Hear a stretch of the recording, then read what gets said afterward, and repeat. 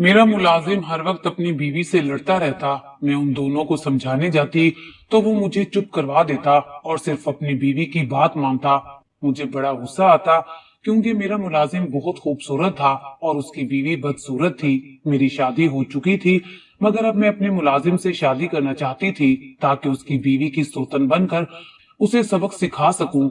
मैंने अपने शोहर से तलाक लेने का इरादा कर लिया था। एक रोज मैं अपने मुलाजिम को अपने साथ होटल में ले गई और उसके बाद जो मैंने उसके साथ किया वो सुनकर आपके रोंगटे खड़े हो जाएंगे। मेरा नाम कशमाला है। ये उन दिनों की बात है जब मेरी सरकारी जॉब लगी थी। मैं एक अपने बड़े से घर में रहती थी। घर के साथ मुझे सर्वेंट क्वार्टर भी मिला था ताकि मैं अपना कोई भी मुलाजिम रखूं तो उसको रिहाइश भी दे सकूं। और फिर ऐसा ही हुआ। जब मैंने फारूक को अपने घर मुलाजमत के लिए रखा तो मैंने उसे कह दिया कि तुम अपनी फैमिली को भी यही लेकर आना। फारूक बहुत खूबसूरत इंसान था। उसे देखो तो इंसान की भूख मिट जाती, पर मैं जैसे ही उसे देखती वो मुझसे नजरें चुरा लेता। मुझे उसकी ये बात बड़ी बुरी लगती थी। अगरचे मैं शादीशुदा थी, मेरा शोहर भी एक सरकारी महकमे में मुलाजिम था, मगर मुझे किसी मर्द का खुद को यूं नजरअंदाज करना अच्छा नहीं लगता था। मेरे ख्याल में मैं तो इतनी खूबसूरत थी कि कोई मुझे नजरअंदाज कर ही नहीं सकता था। फारूक के पास ऐसी कौन सी परी थी जिसे देखने के बाद वो किसी की तरफ भी देखना पसंद नहीं करता था। ये सोच मुझे अजीब से इस्तराब में मुब्तला करती थी। एक दिन मैं अपने कमरे में ही थी, मेरा शोहर दफ्तर चला गया।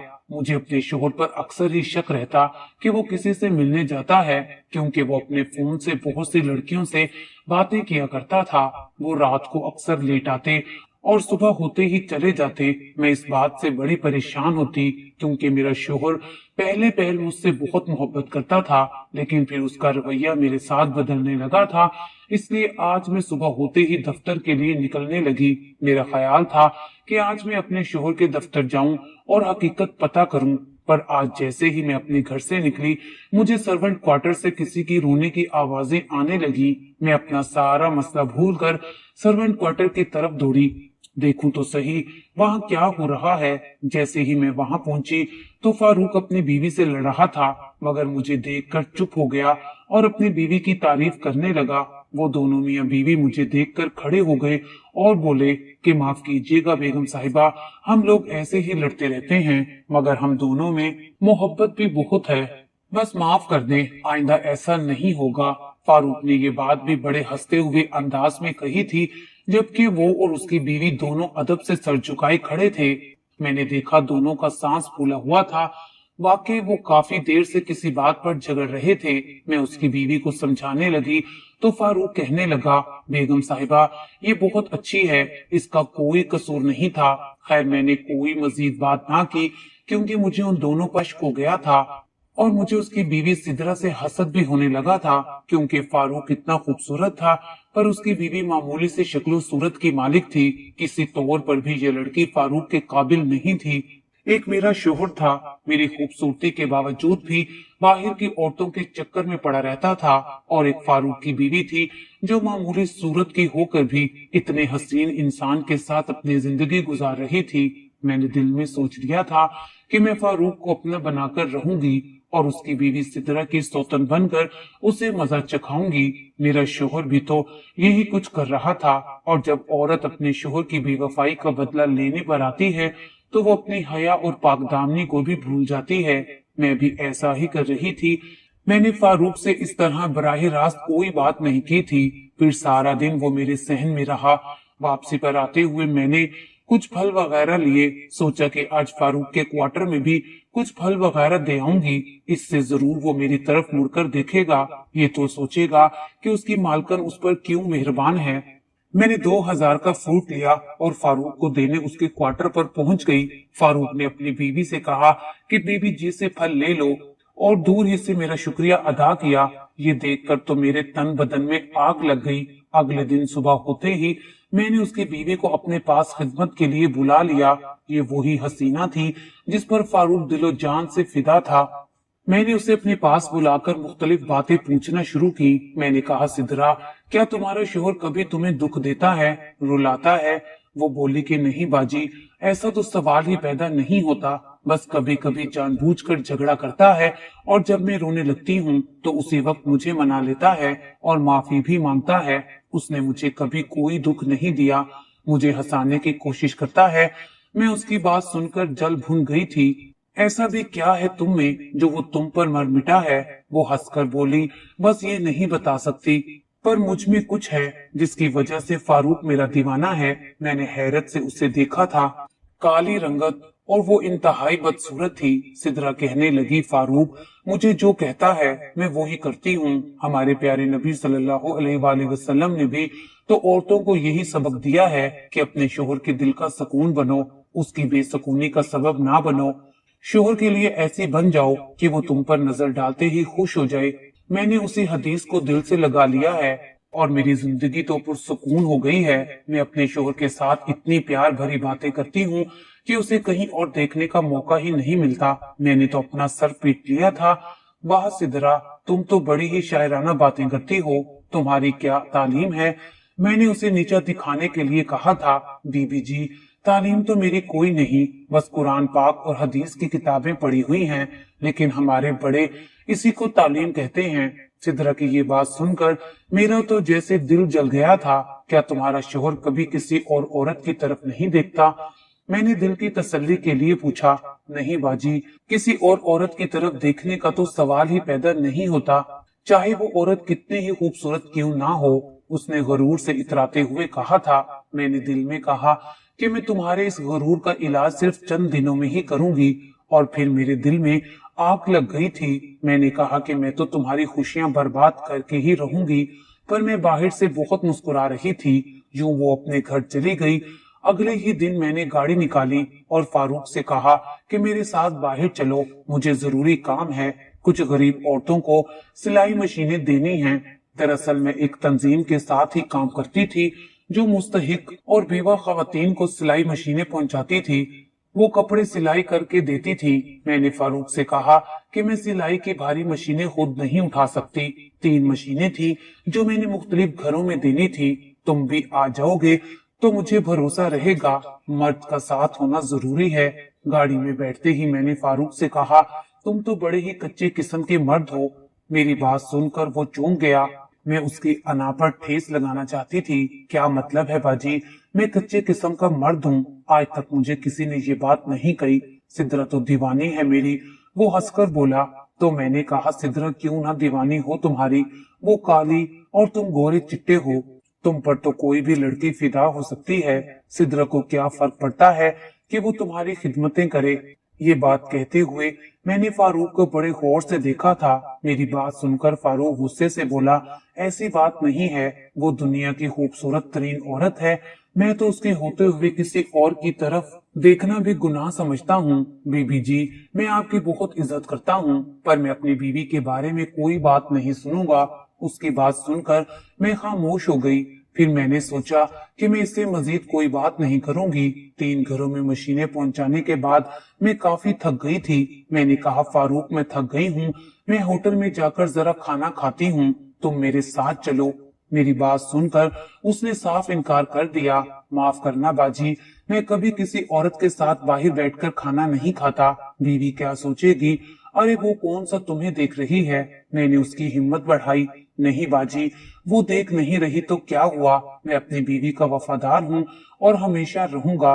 उसकी बात सुनकर मैंने कहा कि मैं अकेली जाऊं। मैंने उसकी गैरत वाली हिस्स जगाना चाही, तब वो जोश में आ गया। ठीक है बाजी, आप मेरे साथ चलो, मैं आपके साथ बैठकर खाना खा लूंगा। मैं उसकी इस बात पर मुस्कुराई थी। हमने होटल में साथ बैठकर खाना खाया। उसकी नजरें बिल्कुल नीचे थीं। मैंने उसकी ये नजरें देखकर कहा, फारूक क्या तुम मेरी तरफ भी देखना गवारा नहीं करोगे? क्या मैं इतनी बुरी हूँ? मेरी बात सुनकर वो दूसरी तरफ चेहरा फेर कर बोला, ऐसी बात नहीं है बाजी, मैं आपकी बहुत इज्जत करता हूँ। मैंने उससे कहा कि फारूक तुम मेरी तरफ देखो, मुझे तुम्हारा साथ चाहिए, क्या तुम मेरा साथ दोगे? फारूक ने मुझे कोई जवाब ना दिया तो मुझे खुद पर गुस्सा आने लगा। थोड़ी देर बाद हम गाड़ी में जाकर बैठे। उसके चेहरे पर अजीब सी बेचैनी थी। मैं तेज रफ्तारी के साथ गाड़ी चलाने लगी। गाड़ी चलाते चलाते मैं न जाने किन ख्यालों में खो गई। तब फारूक ने अचानक चौंक कर मेरी तरफ देखा। مجھے لگا کہ یہ اس کی نظر کرم ہے، پر اس کی نظروں میں تو خوف تھا۔ سامنے سے آتی گاڑی کی وجہ سے وہ مجھے اشارہ کر رہا تھا کہ میں گاڑی دھیان سے چلاؤں، مگر مجھ سے گاڑی روکی نہ جا سکی اور یوں ہم دونوں کی گاڑی ایک ٹرک کے ساتھ جا لگی۔ بس پھر کیا تھا، مجھے کوئی ہوش نہیں رہا۔ جب میری آنکھ کھلی تو میں سفید پٹیوں میں جکڑی ہوئی تھی۔ میں نے آنکھیں کھول کر دیکھا، آس پاس کمرے میں کوئی بھی نہیں تھا۔ میرا دل گھبرا گیا تھا، یا اللہ کہیں میں قبر میں تو نہیں آ گئی، پر اتنی نیک تو ہوں نہیں کہ میری قبر میں سفید قسم کی روشنی اور نور ہو۔ یہ ضرور کوئی ہسپتال ہے اور میرے جسم پر کفن نہیں بلکہ پٹی ہے۔ تبھی ایک نرس کمرے کے اندر آ گئی اور بولی کہ آپ کو اس ہسپتال میں داخل کیا گیا تھا کیونکہ آپ دونوں کا ایکسیڈنٹ ہو گیا تھا۔ آپ میاں بیوی ہیں کیا؟ نرس نے پوچھا تو میں نے نفی میں سر ہلا دیا۔ نہیں، ہم میاں بیوی نہیں ہیں، وہ میرا ملازم ہے۔ میری بات سن کر اس نے سکھ کا سانس لیا اور بولی، چلیں شکر ہے، میں آپ کے شوہر کو فون کر کے اطلاع دے دیتی ہوں کہ وہ آپ کا آ کر حال احوال پوچھ لیں۔ آپ ان کا نمبر مجھے بتا دیں۔ نرس نے مجھ سے میرے شوہر کا نمبر لکھ لیا اور فوراً ہی جا کر میرے شوہر کو بلا لیا۔ مجھے فاروق کا خیال آیا تھا کہیں اسے کچھ نہ ہو گیا ہو، وہ بیچارہ تو میرے ساتھ کام کروانے آیا تھا۔ تھوڑی دیر میں میرے شوہر بھی آ گئے۔ انہوں نے مجھے دیکھا، بہت افسوس کرنے لگے، بولے کہ تم آئندہ گاڑی نہیں چلاؤ گی، مجھے تمہاری بہت فکر ہو رہی تھی، تمہارا نمبر بھی مسلسل بن جا رہا تھا، وہ اسی لیے کہ میرا فون ٹوٹ گیا تھا۔ بہرحال میرے شوہر نے کافی ساری باتیں کی اور پھر مجھے گھر لے جانے کے لیے کہنے لگا، تو میں نے کہا کہ جب میں صحیح ہو جاؤں گی تو چلوں گی۔ وہ حیران رہ گئے، بولے تمہاری طبیعت تو بہت بہتر ہے، اصل نقصان تو اس بیچارے کا ہوا ہے جسے تم اپنے ساتھ لے کر گئی تھی۔ میں ان کے منہ سے فاروق کا ذکر سن کر بے چین ہو گئی۔ کیا ہوا ہے اسے؟ اس بیچارے کی ٹانگ ٹوٹ گئی ہے اور وہ ایک ٹانگ سے معذور ہو گیا ہے، چہرے پر بھی کافی زخم آئے ہیں کیونکہ اس نے سیٹ بیلٹ نہیں پہنی ہوئی تھی، لیکن وہ بیچارہ تو اب کسی کام کا نہیں رہا، خدا جانے اس کی بیوی بھی اس کے ساتھ اب رہے گی یا نہیں۔ یہ کہہ کر میرے شوہر نے مجھے بستر سے اٹھایا تھا۔ میری ایک ضد کی وجہ سے اس بیچارے کی ٹانگ ٹوٹ گئی تھی، یہی باتیں مجھے پریشان کر رہی تھی۔ ہم لوگ گھر پہنچے تو سب سے زیادہ فکر مجھے فاروق اور اس کی بیوی کی ہی تھی، کیونکہ وہ لوگ ہماری ذمہ داری تھے۔ اب اگر اس کے پاس کوئی نوکری نہ رہی ہو تو وہ کیا کرے گا؟ میرا شوہر تو مفت لوگوں کو ایک پیسہ بھی نہیں دیتا تھا، فاروق کو بھی اس نے رکھا تھا، وہ ہمیشہ کام پورا لیتا اور کبھی کوتاہی برداشت نہیں کرتا تھا، اسی لیے اس سے رحم کی امید رکھنا بالکل ہی بیکار تھا۔ بہرحال فاروق کو گھر لایا گیا، اب وہ کافی بہتر ہو چکا تھا، پر میں اس سے ملنا چاہتی تھی، اس سے بات کرنا چاہتی تھی۔ تقریباً مجھے بھی 1 مہینہ لگا تھا۔ میں مکمل ٹھیک ہو گئی تو فاروق کے کمرے میں چلی گئی۔ اس کی بیوی سدرا اس کے پاس بیٹھی تھی۔ میں یہ دیکھ کر حیران رہ گئی کہ وہ اب بھی پہلے سے زیادہ اپنے شوہر کا خیال رکھنے لگی تھی، اسے دیسی مرغے کی یخنی بنا کر پلا رہی تھی۔ میں نے تو آج تک اپنے شوہر کا سر تو دور کی بات، اس کی بات کا صحیح طریقے سے جواب بھی نہیں دیا تھا، پر پھر بھی وہ مجھ سے بہت محبت سے پیش آتا۔ شاید فاروق کی عمر کم تھی، وہ اسی لیے اپنی بیوی کے بارے میں جذباتی تھا۔ مجھے دیکھ کر بولا، میری بیوی مجھ سے زیادہ دکھی ہے کیونکہ وہ مجھ سے محبت کرتی ہے۔ میں نے کہا کہ خالی پیٹ تو محبت سے بھی دم نہیں بھرتا، اگر تم چاہتے ہو کہ میں تمہارا علاج کرواؤں تو مجھ سے طریقے سے بات کیا کرو۔ وہ سر جھکا کر بولا، باجی آپ جو کہیں گی میں وہی کروں گا، بس میں اپنی بیوی کے لیے بوجھ نہیں بننا چاہتا، تمہیں کرنا کچھ بھی نہیں ہوگا، تم تو جانتے ہو نا میں تمہیں اپنی زندگی میں لانا چاہتی ہوں۔ اگر تو تم یہ سوچتے ہو کہ تم اسی طرح زندگی بھر گزار لو گے تو یہ تمہاری خوش فہمی ہے، تمہارے ساتھ ایک چھوٹا بچہ بھی ہے، تم لوگ کہاں جاؤ گے؟ میں تمہاری ٹانگ کا علاج تو کروا سکتی ہوں، پر اس کی ایک شرط ہے۔ فاروق نے مجھے سوالیہ نظروں سے دیکھا۔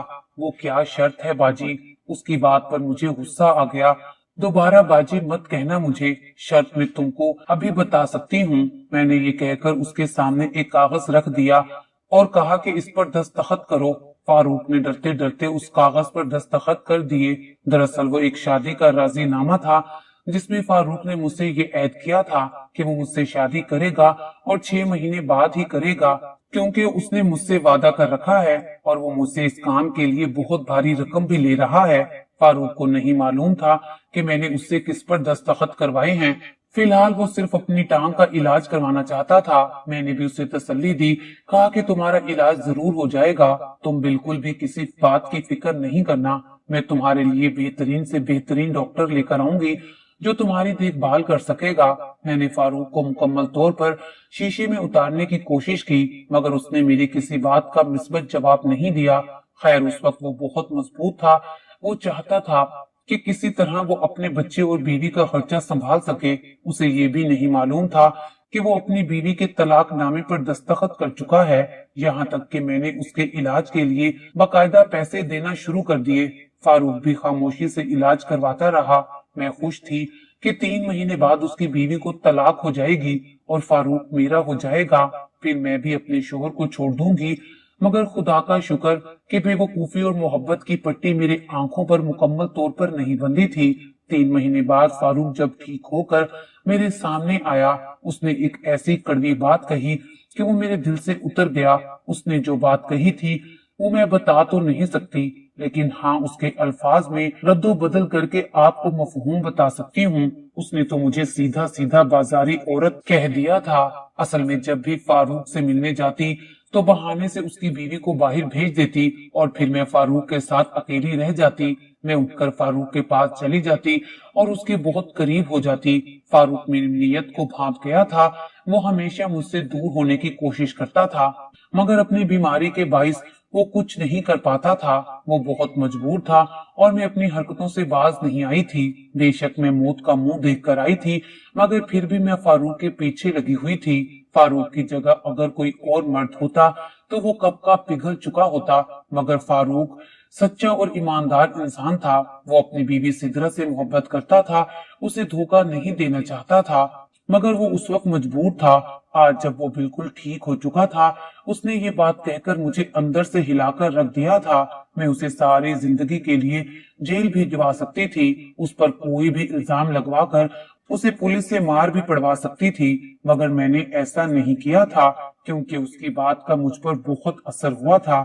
میں خود ہی قصوروار تھی، اس لیے میں خاموشی سے اس کی باتیں سنتی رہی۔